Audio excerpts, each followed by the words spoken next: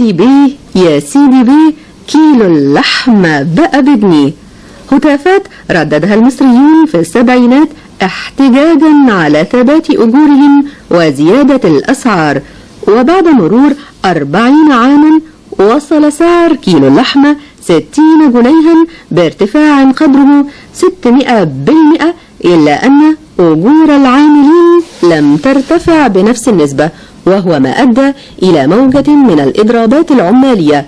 وهنا نتساءل عن أمرين: من هو سيدي بيه في هتافات المصريين؟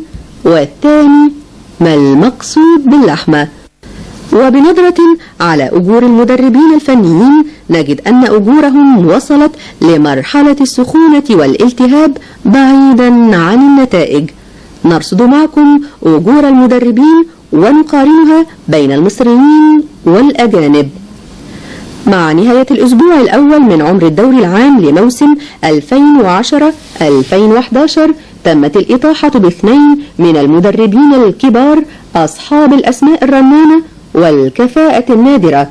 الطريف أن محسن صالح كان يتقاضى 120,000 جنيه من سموحة، ورفض الاستغناء عن 25,000 جنيه من الفضائيات. وتعاقد سموحة مع باتريس نوفو مديرا فنيا مقابل 35,000 دولار شهريا. كذلك أطاح مجلس إدارة المقاولين العرب بمحمد عامر الذي كان يتقاضى مع الموسم الماضي 75,000 جنيه شهريا. وتم التعاقد مع حمزة الجمل في أول تجربة له كمدير فني في الدوري الممتاز مقابل 60,000 جنيه شهريا. وبنظرة إلى أجور ورواتب المديرين الفنيين في الدوري الممتاز من المصريين نجد أن حسام البدري المدير الفني للأهلي رفع راتبه من 60,000 جنيه إلى 120,000 جنيه شهريا. أما حسام حسن فيحصل على 115,000 جنيه. مختار في المصري يحصل على 80,000 جنيه شهريا.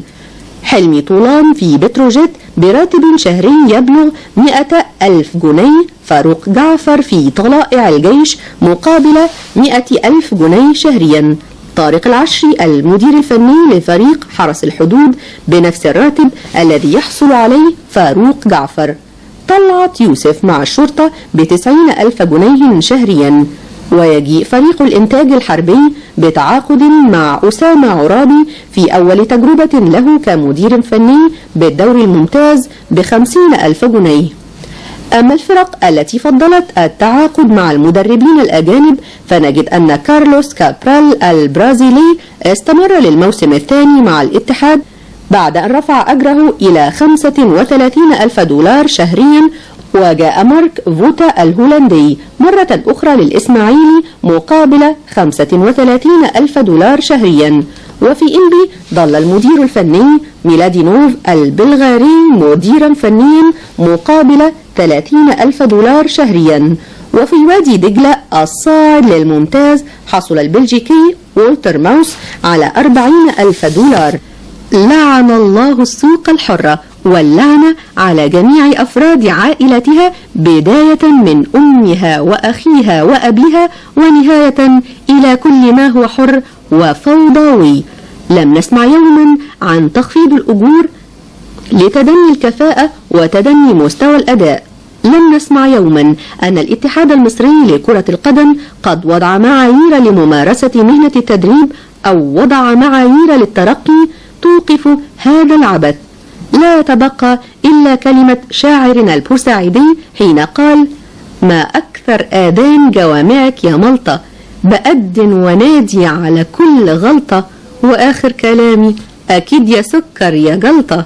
ونجيب عن السؤال في بداية التقرير: من هو سيدي بيه؟ والمقصود هو سيد مرعي نائب رئيس الوزراء لشؤون الزراعة في ذلك الوقت.